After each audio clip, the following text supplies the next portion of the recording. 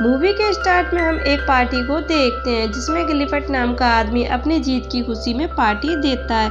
Party में गिलिफर्ट अपनी wife के साथ डांस कर रहा था। तभी उसे खबर मिलती है कि इंग्लैंड और जर्मन के बीच जंग छिड़ गई है, इसलिए गिलिफर्ट को अगले सुबह ही सेना में वापस जाना पड़ता है। गिलिफर्ट जर्मनी के खिलाफ जंग लड़ रहा था।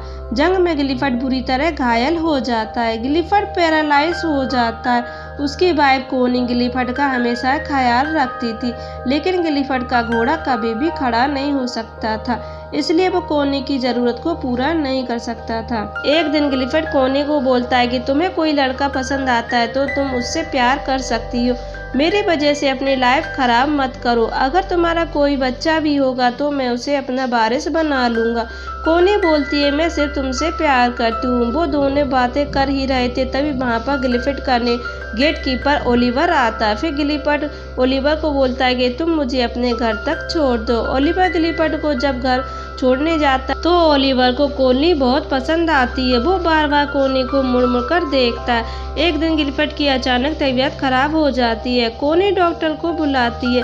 वहाँ पर एक नर्स आती है जिसका नाम मिस्टर बोल्डन होता है। बोल्टन गिलिफर्ट का इलाज करती है। इसके बाद गिलिफर्ट कोनी को बोलता है कि तुम ओलिवर के पास जाकर देखो कि मुर्गी ने अंडे दिए कि नहीं। अगले दिन कोनी ओलिवर के पास जाती है। कोनी देखती है कि ओलिवर पूरे कपड़े उतार कर नहा रहा था। ओलिवर को इस तरह देखकर कोनी के शरीर में उत्तेजना बढ़ जाती है और कोनी इमेजिन करने लगती है कि ओलिवर उसके साथ गपागप कर रहा है। कोनी के अंदर इतनी उत्तेजना बढ़ गई थी कि वो ओलिवर से बिना मिले ही घर आ जाती है। अब रात को कोनी सोने जाती है तो उसे बार बार ओलिवर ही दिखता है। वो चाहकर भी ओलिवर को बुला नहीं पा रही थी। कोनी अपनी गुफा में उंगली डालकर शांत करती है। अगले दिन गिलिफर्ट कोनी को फिर से अंडे देखने भेजता है। जब कोनी ओलिवर के पास जाती है तो ओलिवर कोनी से अच्छे से बात नहीं करता। ओलिवर भी समझ चुका था कि कोनी को असल में क्या चाहिए। कोनी भी ओलिवर के बिहेवियर से गुस्सा होकर चली जाती है। उसके बाद फिर ओली और कोनी मिलते हैं तो ओलिवर उसे अपने केबिन की चाबी देता है जिससे वो मुर्गी के अंडों को जब चाहे देख सकती थी। अब कोनी हर रोज ओलिवर के पास जाती है क्योंकि वो ओलिवर को पसंद करने लगी थी। एक दिन ओलिवर अंडों से निकले चूजों को निकालकर दिखाता है। कोनी चूजों के बच्चों को देखकर रोने लगती है। ओलिवर उससे पूछता है कि क्या हुआ तो वो बताती कि उसका कोई भी बच्चा नहीं है और गिलिफर्ट की हालत को देखकर लगता है कि कभी होगा भी नहीं। ये बात सुनकर ओलिवर कोनी को संभालता है। कोनी को संभालते हुए दोनों एक दूसरे को किस करने लगते हैं। फिर दोनों वहीं पर इंटीमेट होते हैं। इंटीमेट होने के बाद कोनी को गिल्टी फील होती है। वो तुरंत घर आ जाती है। कोनी को बाहर से आते वक्त बोल्डन उसे देख लेती हैं। ऐसे ही कई दिन निकल जाते हैं। कोनी ओलिवर से नहीं मिलती। कोनी ओलिवर से प्यार करने लगी थी लेकिन वो उससे मिलने नहीं जाती थी। वहीं ओलिवर भी कोनी को प्यार करने लगा था। ओलिवर कोनी को देखने के लिए उसके घर आ जाता है। तभी मिस बोल्डन उसे देख लेती है। कुछ दिनों के बाद कोनी घर के बाहर बैठी थी। तब ओलिवर उससे पूछता है क्या हमने कुछ गलत किया है। ओली उससे बोलती कि नहीं। फिर दोनों जंगल में जाते हैं। फिर दोनों जंगल में फिर से इंटीमेट होते हैं। अगले दिन कोनी ओलिवर से बोलती है कि उसे एक बच्चा चाहिए। ओली बोलती है कि मैंने गिलिफर्ट से बात की है, वो मेरे बच्चे को वारिस बनाएगा।